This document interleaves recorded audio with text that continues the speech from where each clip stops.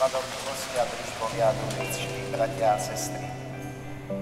V moci človeka je aj z nepekného počasia urobiť jas, ktorý zažiari v ľudskom vnútri a radosťou prežiari aj všetko to vonkajšie prostredie, v ktorom sme.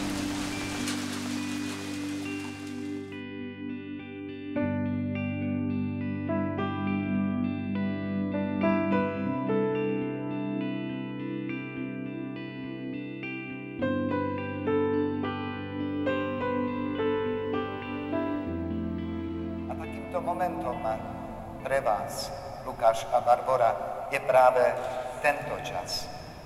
Kedy vonku môže pršať, môže fúkať vietor, môže byť chlad, ale vás zohrieva tá láska, ktorá vás vzájomne spojila do jednoty manželstva.